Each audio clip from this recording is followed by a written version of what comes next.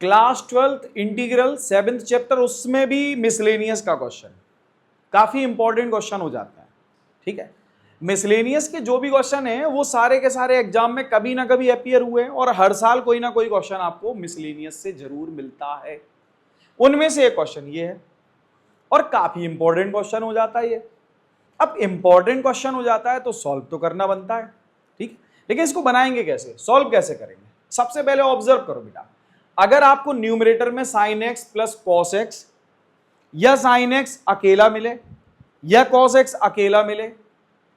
और साथ ही साथ डिनोमिनेटर में साइन 2x मिल जाए, देखो ये दोनों का सम मिल जाए या ये अकेला मिले या ये अकेला मिले, लेकिन डिनोमिनेटर में साइन 2x मिल जाए, डिनोमिनेटर में क्या मिल जाए, साइन 2x मिल जाए,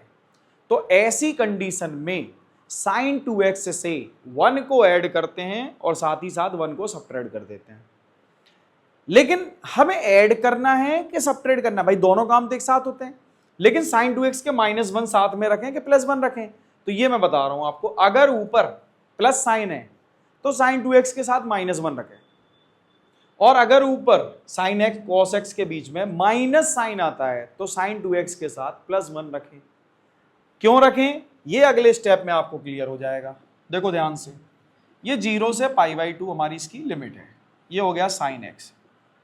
plus cos x whole upon 9 plus 16, मैंने कहा साइन 2x के साथ, ये लिखा है साइन 2x, ये क्या लिखा है साइन 2x, इसके साथ हमें -1 लिखना, भाई ये तो प्लस का है ना, ये तो प्लस का है, और इसको मैं +1 लिख सकता हूं क्या, ठीक है, -1 + 1। अच्छा एक बात और सुनो, क्या मैं इसको ऐसे भी लिख सकता था, ध्यान से समझना, +1 -1 प्लस साइन 2x,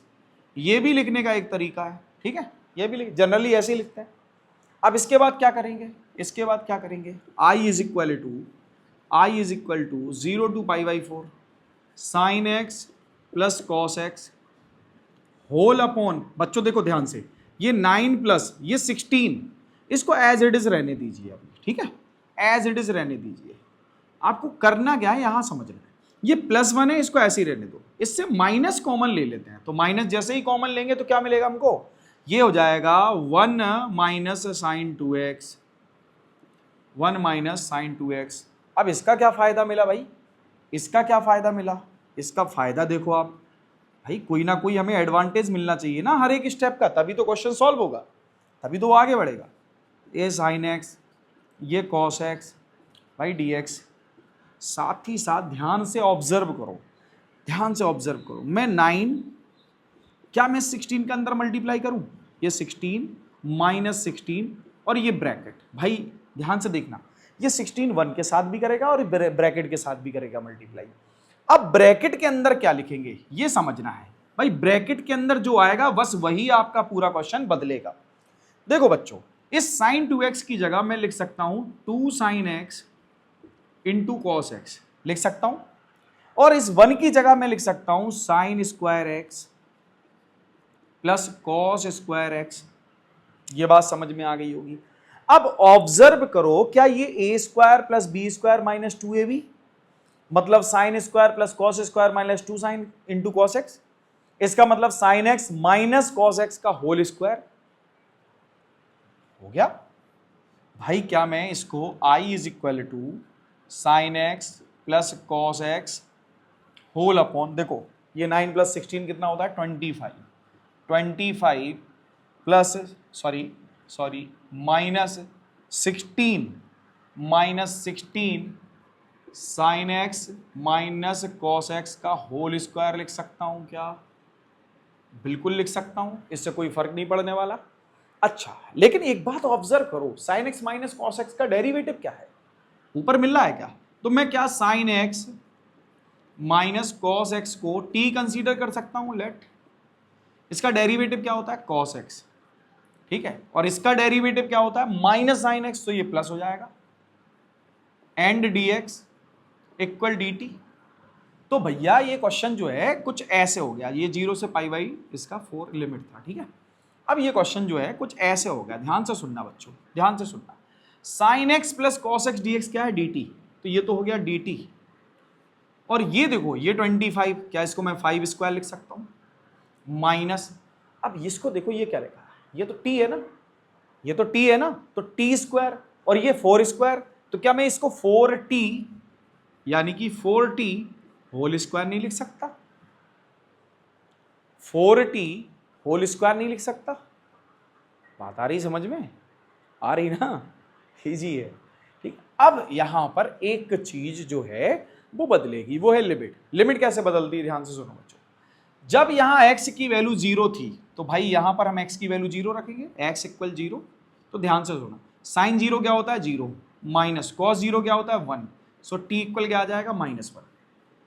ये आ गई -1। और जब लिमिट, ध्यान से सुनना बच्चों, जब लिमिट π/4 थी,